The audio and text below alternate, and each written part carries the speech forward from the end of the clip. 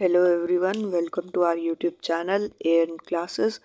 इस चैनल पर आपको मिलेंगी क्लास 11th और क्लास 12th की ह्यूमैनिटी स्ट्रीम और इंग्लिश लैंग्वेज से रिलेटेड वीडियोस। तो पिछली पॉलिटिकल साइंस की जो क्लास थी, जो वीडियो थी, उसमें हमने कंटेम्प्रेरी वर्ल्ड पॉलिटिक्स वाली बुक का जो फर्स्ट चैप्टर था, द एंड ऑफ बायपोलैरिटी, उसको ख़त्म कर दिया था। आज हम इसी बुक का जो सेकंड चैप्टर है, कंटेम्प्रेरी सेंटर्स ऑफ पावर, उसे पढ़ेंगे, लेकिन आधा, क्योंकि इस बुक के जो चैप्टर्स हैं ना, वो काफ़ी लेंदी है, काफ़ी बड़े बड़े हैं। तो हम हर चैप्टर को दो पार्ट्स में डिवाइड करेंगे ताकि अच्छे से हमें कंसेप्ट जो है वो क्लियर होता रहे। तो चलते हैं अपनी बुक में, चैप्टर पर अपने, और देखते हैं कि उसमें क्या है। ये है हमारी बुक का second chapter, contemporary centres of power. मतलब कि कौन कौन से नए सेंटर्स निकल कर आए सामने, जो कि पॉलिटिकली और इकोनॉमिकली दोनों में पावरफुल रहे। स्टार्ट करते हैं अपने चैप्टर से। After the end of the bipolar structure of the world politics, it became clear that alternative centers of political and economic power could limit America's dominance. की जब बायपोलर स्ट्रक्चर का, bipolar world का end हुआ, कब? Early 1990s में, मतलब कि 1991 में, with the disintegration of USSR. तो एक बात तो क्लियर हो गई कि ऑल्टरनेटिव सेंटर्स, यानी कि और नए नए सेंटर्स निकल कर आएंगे जो पॉलिटिकली और इकोनॉमिकली दोनों को पार करेंगे और अमेरिका की डोमिनेंस को लिमिट भी कर सकते हैं। Thus, in Europe, the European Union, and in Asia, the ASEAN Association of Southeast Asian Nations have emerged as forces to reckon with. अब इसी का रिजल्ट क्या देखने को मिलता है कि एशियान, जो कि association of South East Asian Nations है, और ईयू, जो कि यूरोपियन यूनियन है, ये दो अलायंस, ये दो जो ग्रुप्स थे, सामने निकल कर आए और इन्होंने क्या किया, एक रीजनल ग्रुप सा फॉर्म कर दिया। एशियन नाम से ही पता चल रहा है कि association of South East Asian Nations है, कि इसमें ज़्यादातर कौन से नेशंस होंगे? साउथ ईस्ट एशिया के। और यूरोपियन यूनियन, जिसमें यूरोप के जो हैं वो कंट्रीज रहेंगी। While evolving regional solutions to their historical enmities and weakens both the EU and the ASEAN have developed alternative institutions and conventions that build a more peaceful and cooperative regional orders and have transformed the countries in the region into prosperous economies। कि अब क्या होता है, जब ये EU और ASEAN निकल कर सामने आया, तो ये हिस्टोरिकल जो एनिमिटीज चलती आ रही थी, मतलब जो दिक्कतें चलती आ रही थी, उसका इन्होंने एक रीजनल वे में सॉल्यूशन निकालना चालू करा, जिसकी वजह से एक जो मोर पीसफुल और एक कोऑपरेटिव रीजनल ऑर्डर जो है वो बनने लग गया, जिसकी वजह से इकोनॉमी जो थी वो भी राइज करने लगी, प्रोस्पेरस होने लग गई। The economic rise of China has made a dramatic impact on the world politics। की जो चाइना में इकोनॉमी का जो राइज हो रहा था, उसने वर्ल्ड पॉलिटिक्स में एक ड्रामेटिक इम्पैक्ट डाला। In this chapter we take a look at some of these emerging alternative centers of power and assess their possible role in the future। और इस चैप्टर में हम क्या पढ़ने वाले हैं? यही जो ऑल्टरनेटिव सेंटर्स निकल कर आ रहे थे, कि ये कैसे निकल कर आए और इनका फ्यूचर में क्या रोल रह सकता है हमारे वर्ल्ड इकोनॉमी पर। ये वर्ल्ड इकोनॉमी और वर्ल्ड पॉलिटिक्स दोनों पर यही हम पढ़ने वाले हैं इस चैप्टर पर। यूरोपियन यूनियन यानी EU.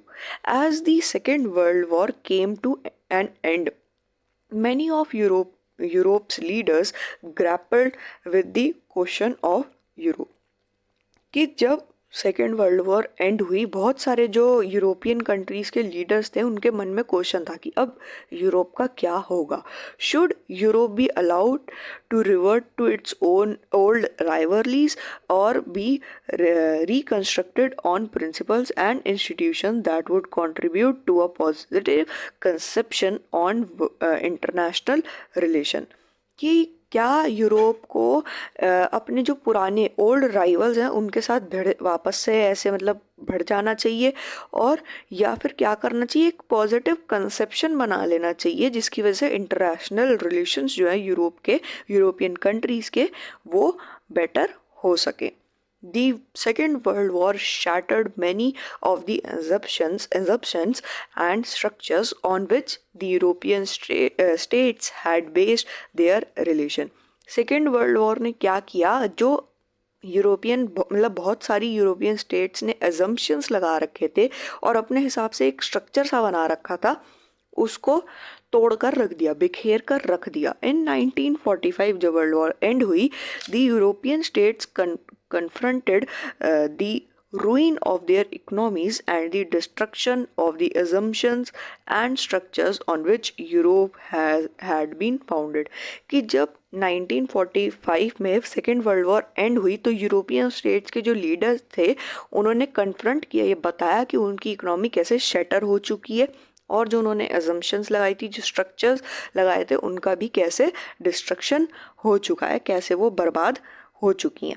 European integration after 1949 was aided by Cold War. America intended massive financial help for reviving European economy under what was called the Marshall Plan। जब यूरोप की इकोनॉमी जो थी वो बहुत डाउन चली गई तो अमेरिका ने क्या किया, एक मदद का हाथ बढ़ाया। कैसे अमेरिका ने एक मार्शल प्लान जो था उसको लॉन्च किया, मार्शल प्लान को इंट्रोड्यूस करवाया यूरोप में, जिससे क्या हुआ, यूरोप की जो इकोनॉमी थी उसको रिवाइव होने में हेल्प मिली, यूरोप की इकोनॉमी को बेटर होने में हेल्प मिली। The US also created a new collective security structure under NATO। ये तो हमने फर्स्ट चैप्टर में पढ़ लिया था कि यूएस ने नाटो बनाया था, जिसकी वजह से कलेक्टिव सिक्योरिटी का जो स्ट्रक्चर था वो सामने आया। नाटो मतलब North Atlantic Treaty Organisation. Under the Marshall Plan the Organisation of European Economic Cooperation, जिसे हम ओईक भी कहते हैं, वॉज स्टैब्लिश्ड इन 1948। की ओईक की जो स्टैब्लिशमेंट हुई वो भी मार्शल प्लान के अंडर ही हुई। कब? 1948 में। To channel aid to West European states, किस लिए? ताकि वो वेस्ट यूरोपियन स्टेट्स जो है उनको थोड़ी सी मदद पहुंचा सके। It became a forum where the Western European states began to cooperate on trade and economic issues, कि जहाँ पर वेस्टर्न यूरोपियन जो स्टेट्स हैं वो ट्रेड और इकोनॉमिक इश्यूज पे कॉपरेट कर सके, आपस में एक दूसरे की मदद जो है वो कर सके। The Council of Europe established in 1949 was another step forward in political cooperation. की जो काउंसिल ऑफ यूरोप थी जो कि 1949 में स्टैब्लिश हुई, वो भी एक स्टेप था किसकी तरफ? पॉलिटिकल कॉर्पोरेशन की तरफ। The process of economic integration of European capitalist countries proceeded step by step।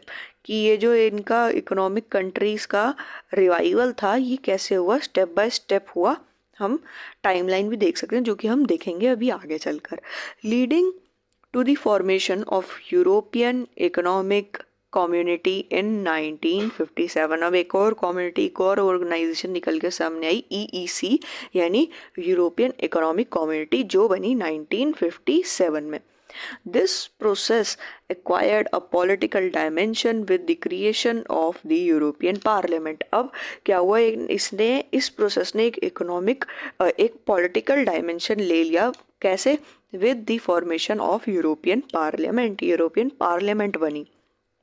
The collapse of Soviet bloc put Europe on a fast track and resulted in the establishment of European Union in 1992। क्या होता है, जब Soviet block का जो था वो collapse हुआ तो यूरोप ने जो था ना वो एक फास्ट ट्रैक अपनाना चालू कर दिए। किस लिए? ताकि उसकी जो इकोनॉमी है वो और अच्छे से रिवाइव हो सके। और क्या किया? एस्टेब्लिशमेंट कर दिया यूरोपियन यूनियन का इन 1992। मतलब 1992 में यूरोपियन यूनियन का स्टैब्लिशमेंट कर दिया। अगर प्रॉपर डेट जाननी है तो वो कब हुआ? 1 नवंबर 1992 टू में हुआ, ठीक है। The foundation was thus laid for a common foreign and security policy, cooperation on justice and home affairs and the creation of a single currency. अब इसका इस्टेब्लिशमेंट क्यों हुआ, इसका फाउंडेशन क्यों हुआ, ताकि एक कॉमन फॉरेन और सिक्योरिटी पॉलिसी बन सके, ठीक है, और जस्टिस वगैरह के मामले पे कॉपरेशन हो सके, होम अफेयर्स पे बातचीत हो सके और एक सिंगल करेंसी का क्रिएशन हो सके। यूरोपियन यूनियन की जो सिंगल करेंसी है, मतलब जितनी भी कंट्रीज उसकी मेंबर है ना, वो सब एक ही करेंसी जो है वो यूज़ करती हैं और उस करेंसी का नाम क्या है, यूरो। ये सुना होगा, यूरो। सारी जो इसकी मेंबर कंट्रीज हैं उन्हें यही करेंसी जो है वो यूज़ करनी पड़ती है। The European Union has evolve under time from an economic union to an increasingly political one. ये पहले तो बनी थी कि एक इकोनॉमिक ऑर्गेनाइजेशन होगी, लेकिन धीरे धीरे करके ये एक पॉलिटिकल ऑर्गेनाइजेशन बन गई। The EU has started to act more as a national state, कि इसने क्या करना चालू कर दिया, एक नेशन स्टेट जैसा काम जो है वो करना चालू कर दिया। While the attempts to have a constitution for the EU has failed, कि कॉन्स्टिट्यूशन तो इसका नहीं बन पाया, लेकिन इसका अपना फ्लैग है, इसका अपना एंथम है, फाउंडिंग डेट है और करेंसी भी है इसकी अपनी। It also has some from of a common foreign and security policy, sorry, in its leadings with other nation। कि इसका जो फ्लैग है ना, ये देखो यहाँ पे इसकी फोटो बनी हुई है, यूरोपियन यूनियन का ये जो है फ्लैग है और क्या लिखा है, the circle of golden stars stands for solidity and harmony between the people of Europe. It has 12 stars, as the number 12 is traditionally the symbol of perfection, competence and unity। कि ये जो stars है ना 12, जो ये stars बन रखे हैं, ये क्या दिखाते हैं, इनकी परफेक्शन और यूनिटी को जो है शो करते हैं। ये किसका जो ये फ्लैग है, ये किस चीज़ का प्रतीक है, एक तो सॉलिडिटी और हारमनी का, मतलब शांति बनाए रखने के लिए उसका प्रतीक है। The European Union has tried to expand areas of cooperation while acquiring new members, especially from the erstwhile Soviet bloc. कि इसने जो है ना अपना एरिया एक्सपैंड करना चाहा है, कैसे, कि जो सोवियत ब्लॉक्स के जो कंट्रीज निकली बाहर, उनको अपना मेंबर बनाने का ट्राई किया है। The process has not proved easy, for people in many countries are not very enthusiastic in giving the EU power that were exercised by the government of their countries। अब कई जगहों के जो लोग थे वो नहीं चाहते थे, मतलब बहुत सारी कंट्रीज के लोग नहीं चाहते थे कि जो पार हमारी कंट्री के गवर्नमेंट के पास है वही पार सेम जो है वो EU के पास भी हो। मतलब हमारी कंट्रीज की गवर्नमेंट के पास जो पार है, हम नहीं चाहते कि वो पार हम EU को दे दें। There are also reservations about including some new countries within the EU। कि EU में और सारी नई कंट्रीज डालने के लिए भी बहुत सारी बात चलती आई हैं। The EU has economic, political and diplomatic and military influence. कि इसका इकोनॉमिक इन्फ्लुएंस भी है, पॉलिटिकल भी है और मिलिट्री इन्फ्लुएंस भी है। The European Union GDP is projected to be approximately 19.35 trillion dollar in the year 2024। कि एक प्रोजेक्टेड जीडीपी, मतलब एक अंदाज़ा लगाया गया है कि 2024 में जो है यूरोपियन यूनियन की जो जीडीपी है वो इतनी हो जाएगी, मतलब 19.35 ट्रिलियन डॉलर हो जाएगी। द करेंसी द यूरो, अब मैंने पहले ही बता दिया था करेंसी का नाम euro, can pose a threat to the dominance of US dollar. कि ये जो करेंसी है यूरो, ये यूएस डॉलर पर खतरा बन रही है। Its share of world trade is much larger than that of the United States, allowing it to be more assertive in trade disputes with US and China. की ये जो है ना वर्ल्ड ट्रेड में भी यूनाइटेड स्टेट्स से ज़्यादा जो है वो ग्रो कर रही है। और it's economic power gives it influence over the closest neighbors as well as in Asia and Africa. कि इसकी जो इकोनॉमिक पावर है वो अपना इन्फ्लुएंस तो नेबर में तो दिखाती है, पर एशिया और अफ्रीका में भी इसका इन्फ्लुएंस जो है वो देखने को हमें मिलता है। It also functions as an important bloc in international आगे कहाँ गया इसका, इधर तो है ही नहीं। An international economic organization such as World Trade organisation की इसका जो इन्फ्लुएंस है ना वो हमें वर्ल्ड ट्रेड ऑर्गेनाइजेशन पर भी देखने को मिलता है। The EU also has political and diplomatic influence की इसका जो है ना पॉलिटिकल और डिप्लोमेटिक इन्फ्लुएंस भी है। कैसे है? वन मेंबर, एक जो इसका मेंबर है ना वो मतलब फ्रांस जो है, फ्रांस इसका एक मेंबर है और परमानेंट सीट होल्ड करता है कहाँ पे? यूएनएससी में, यानी यूनाइटेड नेशन सिक्योरिटी काउंसिल में एक परमानेंट सीट होल्ड करता है फ्रांस, जहाँ पे मतलब 5 परमानेंट मेंबर्स होते हैं और वीटो पावर दी जाती है। आगे चल के आने वाले चैप्टर्स में हम ये सब पढ़ेंगे। अभी के लिए इतना जानना काफ़ी है हमारे लिए कि इसका एक जो मेंबर है फ्रांस वो परमानेंट सीट होल्ड करता है यूएनएससी में, जो कि पॉलिटिकल इम्पैक्ट डालता है हमारी जो है ग्लोबल पॉलिटिक्स पर। The EU includes several non-permanent members of the UNSC की इसके बहुत सारे नॉन परमानेंट मेंबर्स भी हैं, वो भी रहते हैं यूएनएससी में।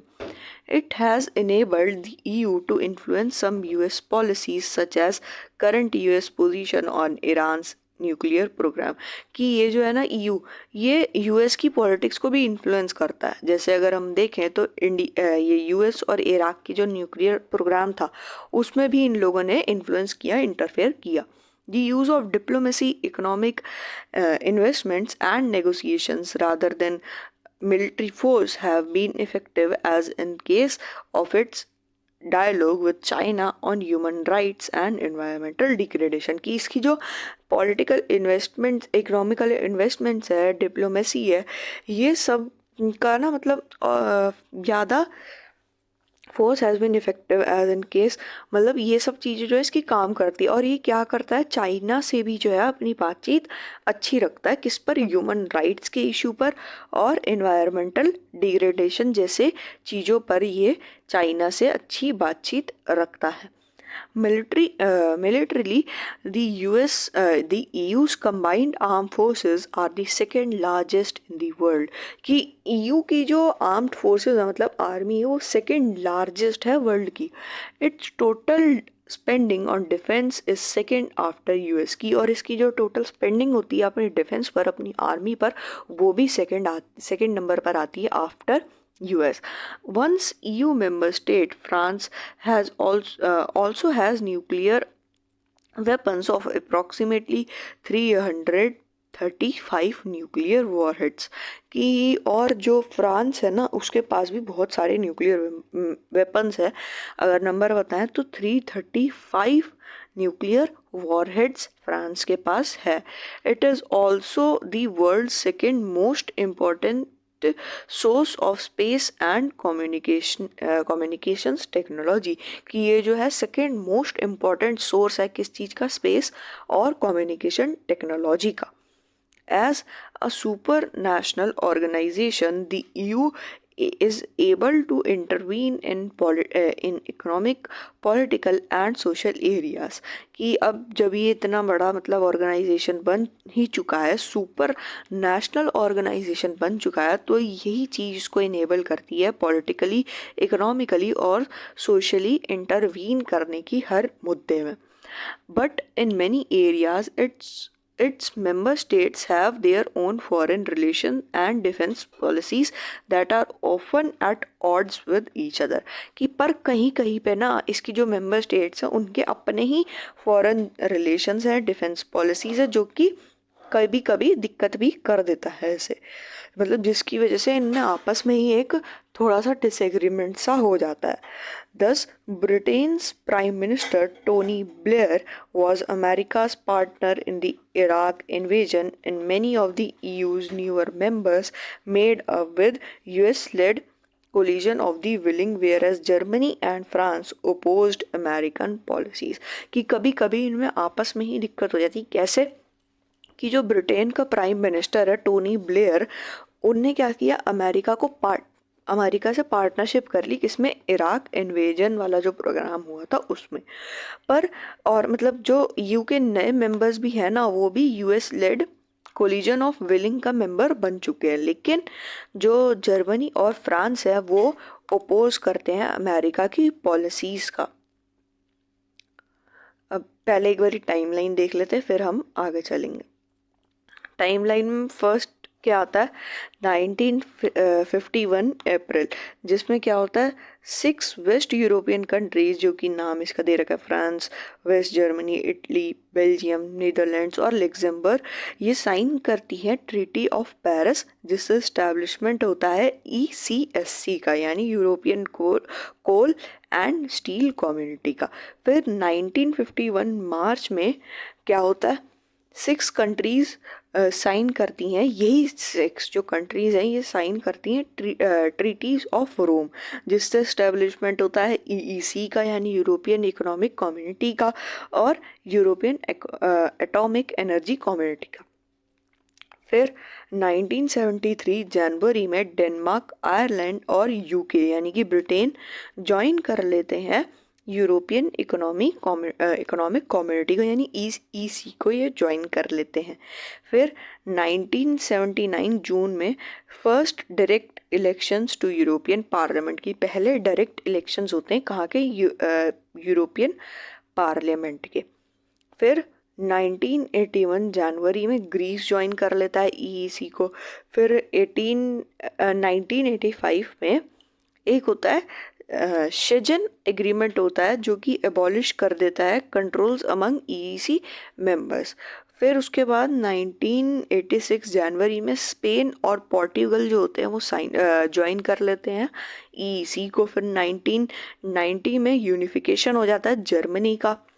फिर 1992 फरवरी में ट्रीटी ऑफ मैस्ट्रिच जो है वो साइन होती है, जिसकी वजह से स्टैब्लिशमेंट होता है यूरोपियन यूनियन का, स्टैब्लिशमेंट हो जाता है यूरोपियन यूनियन का। फिर 1993 जनवरी में जो है यूरोपियन इकोनॉमिक कम्युनिटी, जो कि EEC है, उसको रीनेम कर दिया जाता है यूरोपियन कम्युनिटी के नाम पर, मतलब इसका नाम चेंज करके यूरोपियन कम्युनिटी रख दिया जाता है। फिर 1995 जनवरी में ऑस्ट्रिया, फिनलैंड, स्विट्ज़रलैंड ज्वाइन कर लेती हैं EU को। 2002 जनवरी में यूरो जो है वो करेंसी बन जाता है, और इसको जो है 12 EU मेंबर्स जो है वो अपना भी लेते हैं।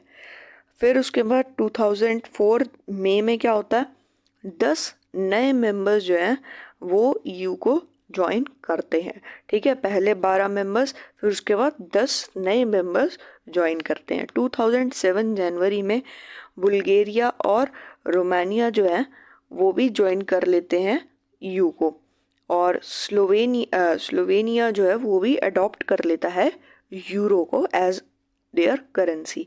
फिर 2009 दिसंबर में एक लिस्बन ट्रीटी जो होती है वो आती है और उसको फोर्स में ला दिया जाता है। 2012 में यूरो को नोबल पीस प्राइज से अवॉर्डेड किया जाता है, मतलब उसको EU को नोबल पीस प्राइज जो है वो मिलता है। 2013 में Croatia became 28th member of EU, Croatia जो है वो 28th मेंबर बन जाता है यूरोपियन यूनियन का।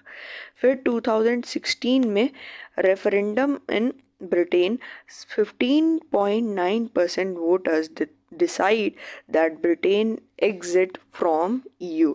अब क्या होता है, ब्रेग्जिट होता है, मतलब ब्रिटेन जो होता है वो EU से एग्जिट हो जाता है। अब ब्रिटेन जो है वो EU का मेंबर नहीं रहता है। 2016 में ब्रिटेन एग्जिट ले लेता है यूरोपियन यूनियन से। There is also a deep seated Euroscepticism in some parts of Europe about the EU's internationalist agenda. Thus, for example, Britain's former Prime Minister kept the UK out of European market. की क्या होता है ना, कभी कभी इसके जो international agenda है वो इसके मेंबर्स नहीं फॉलो करते। कि जो ब्रिटेन का फॉर्मर प्राइम मिनिस्टर थे मार्गरेट, उन्होंने क्या किया, यूके को यानी ब्रिटेन को आउट रखा यूरोपियन मार्केट से। उन्होंने यूरोपियन मार्केट का पार्ट नहीं बनने दिया ब्रिटेन को। डेनमार्क और Switzerland have resisted the Maastricht treaty and the adoption of euro. की इन्होंने भी मास्ट्रिक्ट ट्रीटी को साइन नहीं किया और मना कर दिया यूरो के एडॉप्शन से, कि हम यूरो को अपनी करेंसी नहीं बनाएंगे। द कॉमन यूरोपियन करेंसी, मतलब वही कि जो कॉमन यूरोपियन करेंसी है उसको हम नहीं अपनाएंगे। This limits the ability of EU to act in matters of foreign and defence. कि ये सब चीज़ें जो होती हैं ना, ये EU को जो है इसकी पावर्स को लिमिट कर देती हैं। किस किस उसमें, फॉरेन रिलेशंस और डिफेंस के मैटर्स में। फिर आता है Association of South East Asian Nations यानी एशियान। अब हम एशियान के बारे में पढ़ेंगे। Take a look at the political map of the world. Which country would you say fall in the southeastern region of Asia? Before and during the Second World War, the region of Asia suffered the economic and political sequences of repeated colonialism। कि क्या होता है जब second world war होती है, इस वजह से एशिया जो है वो बहुत ज़्यादा सफ़र करता है इकोनॉमिकली भी और पॉलिटिकली भी, क्योंकि कॉलोनियलिज्म की वजह से। क्या होता है, इंडिया में भी हमने देखा कि ब्रिटेन ने हम पर राज किया था, इस ऐसा ही सब पूरे एशिया में लगभग चल रहा होता है। जिसकी वजह से क्या होता है, जो कंट्रीज हम पर राज करने आती हैं वो क्या करती हैं, हमारे लोगों को वॉर में भेजना चालू कर देती हैं। जिसकी वजह से हमारी जो कंट्री जो है, जो जिसके ऊपर कोई और आके रूल कर रहा होता है, उसकी इकोनॉमी भी डाउन चली जाती है और उसको पॉलिटिकल कॉन्सिक्वेंसेस भी फेस करने को मिलते हैं। At the end of the war, it confronted problems of nation building, the savages of poverty and economic backwardness, and the pressure to align with one great power or another during the Cold War। ये इस सब की वजह से ना क्या हुआ, problems आई। कैसी प्रॉब्लम्स आई, नेशन बिल्डिंग में, कि अब अच्छे से अपनी कंट्री को बनाने में। पोवर्टी की प्रॉब्लम सामने आई, इकोनॉमिक बैकवर्डनेस हमें देखने को मिला। ये सब चीज़ें जो थी, ऐसी प्रॉब्लम जो थी वो हमारे सामने आने लगी जब सेकेंड वर्ल्ड वॉर का एंड हुआ। This was a recipe for conflict with which the countries of South East Asia could ill afford. कि यही सब जो थी, इन सब चीज़ों की वजह से कॉन्फ्लिक्ट होते रहते थे। Efforts at Asian and third world unity such as Bandung conference जिसे हम कहते हैं, and the non alignment movement यानी NAM non alignment movement were infected in establishing the conventions for informal cooperation and international। कि क्या होता है ना, इसी सब चीज़ों की वजह से, कि ये जो इतनी सारी हमने प्रॉब्लम्स देखी, इन्हीं सब चीज़ों की वजह से जो एशियन जो कंट्रीज़ हैं, और जिन्हें जो थर्ड वर्ल्ड कंट्रीज़ भी कहा जाता है, जैसे फर्स्ट वर्ल्ड हमने किसे बोला, यूएस को, सेकेंड वर्ल्ड भी हमने बोल दिया यूएसएसआर को, तो बाकी जो कंट्री जो अभी डेवलपिंग है बहुत, तो इनको हमने थर्ड वर्ल्ड कंट्रीज़ कहा। इसी सब की वजह से जो ये बांदुंग कॉन्फ्रेंस जो थी और नॉन अलाइनमेंट मूवमेंट जो थी, ये सब जो है ना इनफेक्टिव रह गई। ये चीज़ में कॉपरेशन, इनफॉर्मल कॉपरेशन लाने में जो साउथ ईस्ट एशिया का रीजन है उसमें ये जो चीज़ें थी ये इनफेक्टिव रह रही थी। हेंस दी साउथ ईस्ट, अब क्या होता है, South East Asian alternative by establishing the Association of South East Asian Nations. की इसी की वजह से क्या होता है ना, एक ऑल्टरनेटिव फाइंड किया जाता है जो कि होता है establishment of association of South East Asian Nations. की एशियान का स्टैब्लिशमेंट जो है, इसका एक ऑल्टरनेटिव निकल कर सामने आता है। एशियान वॉज एस्टैब्लिश्ड इन 1967 में इसका स्टैब्लिशमेंट हुआ बाय 5 कंट्रीज। किन 5 कंट्रीज से? इंडोनेशिया, मलेशिया, फिलीपींस, सिंगापुर और थाईलैंड जो थी ये इसकी फाउंडिंग कंट्रीज बनी। बाय साइनिंग दी बैंकॉक डिक्लेरेशन, बैंकॉक डिक्लेरेशन को साइन करके जो है एशियान का फॉर्मेशन हुआ bye these 5 countries. The objective of ASEAN were primarily to accelerate economic growth and through that social progress and cultural development. की जो primary goal था ASEAN का ऑब्जेक्टिव जो है वो है इकोनॉमिक ग्रोथ और इसी के साथ कल्चरल और सोशल डेवलपमेंट करना, इन सब चीज़ों को प्रोग्रेस करना, अच्छे से जो है एक लेवल पर लेकर आना। A secondary objective was to promote regional peace and stability based on the rule of law and principle of United Nations Charter। और इसी के बाद एक सेकेंडरी ऑब्जेक्टिव जो है एशियान का वो क्या है? वो ये है कि रीजनल पीस मेंटेन करना, एक स्टेबिलिटी बनाए रखना on the basis of the laws and principles declared by the United Nations Charter. Over the year, Dar es Salaam, Vietnam, Laos, Myanmar and Cambodia join ASEAN. इन सब country ने भी ASEAN को join किया और इसकी स्ट्रेंथ जो थी वो 10 हो गई, मतलब 5 to 10 हो गई ये कंट्रीज, मतलब एशियान के members. Unlike the EU, there is a little desire in ASEAN for the supranational structures and institutions। की EU तो बन गया सुपरनेशनल ऑर्गेनाइजेशन, लेकिन एशियान की भी ये डिज़ायर है कि वो भी एक सुपर नेशनल ऑर्गेनाइजेशन बने। ASEAN countries have celebrated what has become known as ASEAN way, कि एशियन वे निकल कर सामने आया। अब ये क्या था? A form of international that is informal, non confrontationalist and cooperative. की एशियन वे क्या है कि भाई हम जो है ना इनफॉर्मली बात करेंगे, मतलब एक रीजनल जो है डिस्कशन होगा किसी भी प्रॉब्लम का, और हम जो है मतलब लड़ाई नहीं करेंगे, शांति से ही अपने मतलब कॉपरेशन से ही किसी भी चीज़ को जो है सुलझाएंगे, हर चीज़ का सॉल्यूशन ढूंढेंगे। The respect of national sovereignty is critical to the functioning of ASEAN. की जो नेशनल सोवरेनिटी है, मतलब कि किसी भी चीज़ की किसी भी कंट्री की सोवरेनिटी को ना भंग करना, ये भी एशियन का एक जो है गोल सा रहता है।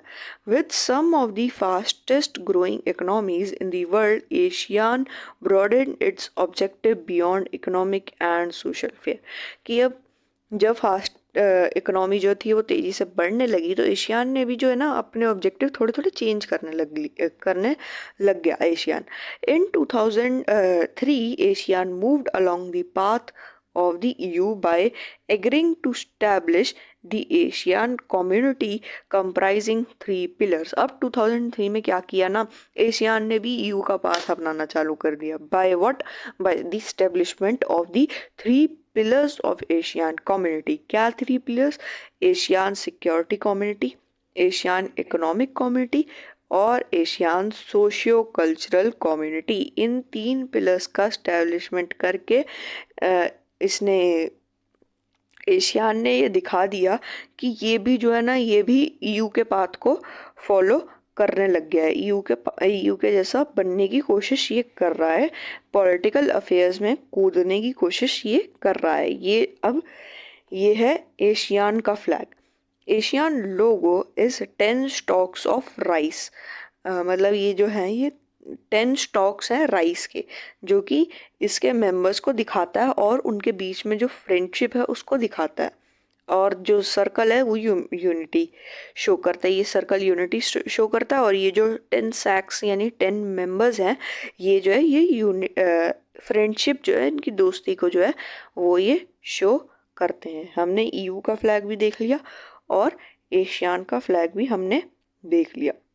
The Asian security community was based on conviction that outstanding territorial disputes should not escalate into armed confrontation। कि एशियन सिक्योरिटी कम्युनिटी का क्या काम है? उसका ये काम है कि अगर कोई टेरिटोरियल डिस्प्यूट हो रहा है, मतलब जमीन जायदाद को लेकर अगर दो कंट्रीज के बीच में कोई विवाद हो रहा है, तो उसको बातों से सुलझा दिया जाए, उसको एक शांति से सुलझा लिया जाए। ऐसा ना हो कि वो चीज़ जो है एक आर्म्ड कन्फ्रंटेशन में तब्दील हो जाए, मतलब ऐसा ना हो कि लड़ाई होने लग जाए, वॉर की जो सिचुएशन है वो ना। By 2003, ASEAN had several agreements in place by which member states promised to uphold peace, neutrality, cooperation, non-interference, and respect for national differences and sovereign rights. कि 2003 में क्या होता है ना, एशियान कुछ एग्रीमेंट साइन करवाता है कंट्रीज में, जिसमें क्या लिखा होता है कि जो मेंबर स्टेट्स हैं वो एक दूसरे के साथ शांति बनाए रखेंगी, कोऑपरेशन करेंगी, एक दूसरे के पर्सनल अफेयर्स में इंटरफेयर नहीं करेंगी, और जो है एक दूसरे के नेशनल जो डिफरेंसेस है उनकी रिस्पेक्ट करेगी, और सोवन राइट्स जो है उनको भी बनाए रखेंगी, मतलब कोई किसी पर जैसे कॉलोनियलिज्म में होता था वैसे नहीं करेंगी। The ASEAN Regional Forum यानी ARF, which was established in 1994, is the organization that carry out coordination of security and foreign policy. ARF यानी एशियन रीजनल फोरम का क्या काम है?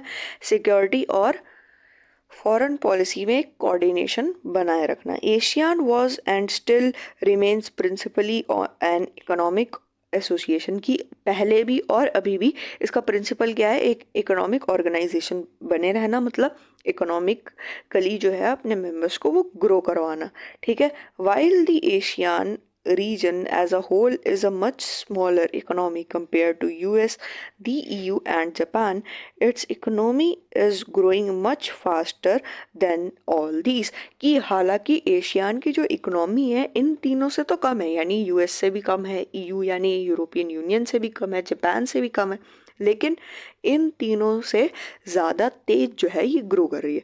अच्छा, जो ईयू है हमने तो बोल दिया कि सेकेंड लार्जेस्ट इसकी इकोनॉमी है आफ्टर यूएस, पर ऐसा क्या फ़ायदा कि जब 28 कंट्रीज़ मिलकर एक कंट्री को पीछे ना छोड़ पाएँ। 28 कंट्रीज़ जो है वो इसकी मेंबर कंट्रीज़ हैं ईयू की यानी यूरोपियन यूनियन की, और फिर भी सेकेंड लार्जेस्ट इकोनॉमी है। तो सोचो यूएस की इकोनॉमी कितनी बड़ी है, उसकी आर्म फोर्सेस कितनी बड़ी हैं, उसके न्यूक्लियर वेपन्स कितने सारे हैं कि एक पूरी ऑर्गेनाइजेशन मिलकर भी उसको टक्कर सही से नहीं दे पा रही है। फिर this accounts for the growth and its influence both in the region and beyond, कि इसकी वजह से इसका जो इन्फ्लुएंस है वो बढ़ता है, ठीक है।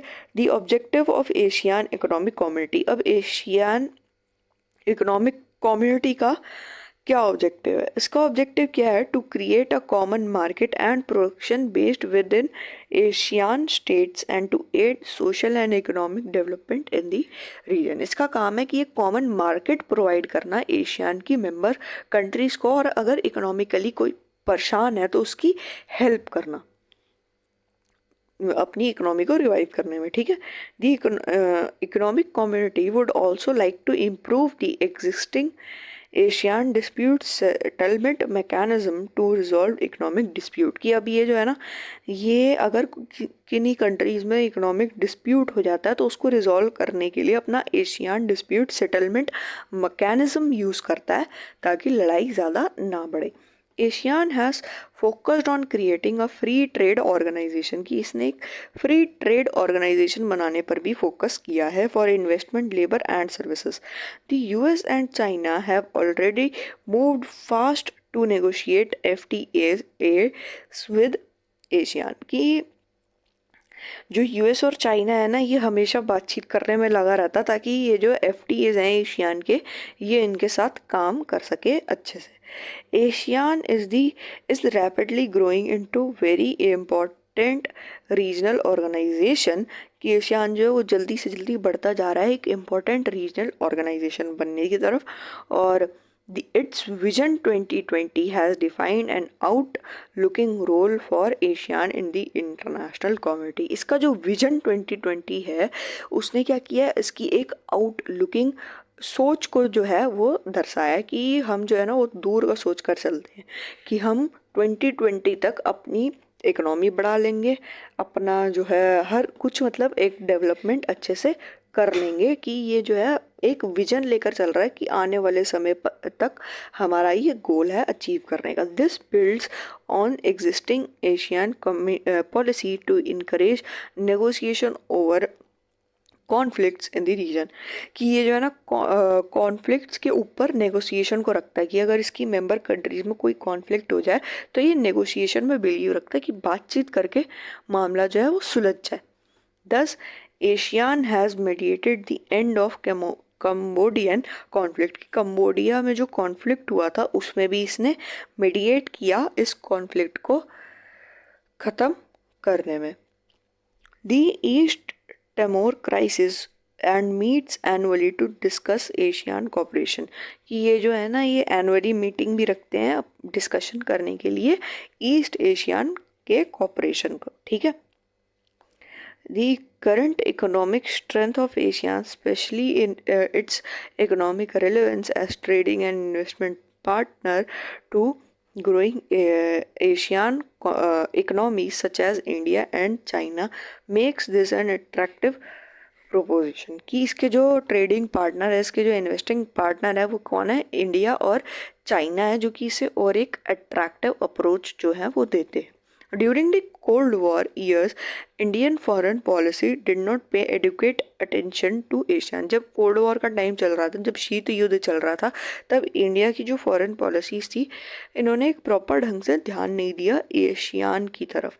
But in recent years India has tried to make amendments, की अब जो हाल के सालों में इंडिया ने इसकी तरफ ध्यान देना चालू किया है। It sign trade agreements with 3 ASEAN members, कि इंडिया ने जो है ना इसके 3 मेंबर कंट्रीज़ के साथ ट्रेडिंग एग्रीमेंट साइन भी किए हैं। किस किस के साथ, मलेशिया, सिंगापुर और थाईलैंड के साथ इसने ट्रेडिंग एग्रीमेंट साइन किए हैं।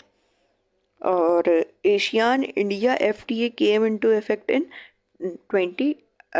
2010, की एशिया इंडिया FTA मतलब फ्री ट्रेड जो है एरिया वो कब से इफेक्ट में आने लगा, 2010 से। Asian strength however lies in its policies of interaction and consultation member states with dialogue partners and with other non-regional organization, कि एशियन की जो पावर है ना वो किस में लाई करती है, इसकी पॉलिसीज़ में इसकी पावर जो लाई करती है, कि इंटरेक्शन, कंसल्टेशन अपने जो मेंबर स्टेट्स हैं उनसे, और डायलॉग मतलब डिबेट्स एंड डायलॉग्स करना ना, ताकि कॉन्फ्लिक्ट जो है वो ना हो। It's the only regional association in India that provides a political forum where ASEAN countries and the major powers can discuss political and economic concern, कि यही एक लौती एशिया की ऐसी रीजनल ऑर्गेनाइजेशन, रीजनल एसोसिएशन है जो कि प्लेटफॉर्म प्रोवाइड करती है, एक पॉलिटिकल प्लेटफॉर्म जो है वो प्रोवाइड करती है एशियन कंट्रीज़ को, जहाँ पे वो अपने पावर रिलेटेड, पॉलिटिकल से रिलेटेड जो है अपने इश्यूज जो हैं वो सॉल्व कर सके और उन पर डिबेट्स एंड डायलॉग्स जो है वो कर सकें और डिस्कशन कर सकें। इसके बाद क्या आता है, राइज ऑफ चाइनीज़ इकोनॉमी। तो इसके यहाँ से हम लोग कंटिन्यू करेंगे पार्ट 2 में, नेक्स्ट क्लास में, ठीक है। अभी हमने क्या पढ़ा है, हमने पढ़ा है EU और एशियान के बारे में, उसकी 3 जो है जो कम्युनिटीज़ बनी है उसके बारे में हम लोगों ने पूरा पढ़ लिया कि EU कैसे सुपर नेशनल ऑर्गेनाइजेशन बना, ब्रेग्जिट के बारे में हम लोगों ने पढ़ लिया, और हर चीज़ हमने जो है वो देख ली कि कैसे ही एशियान जो है वो फास्ट ग्रो जो है वो कर रहा है। और इसी के साथ हम ये वीडियो को एंड करते हैं। आई होप आपको ये वीडियो अच्छी लगी हो, आपको ये सेशन अच्छा लगा हो। अपना जो रिव्यू जो है वो कमेंट सेक्शन में ज़रूर दें, और please do like, share and subscribe to our channel for more such content. And if anyone wants any personalised class of subjects related to humanities or English language can contact on the email address or contact number given in the description box. Thank you. Have a nice day.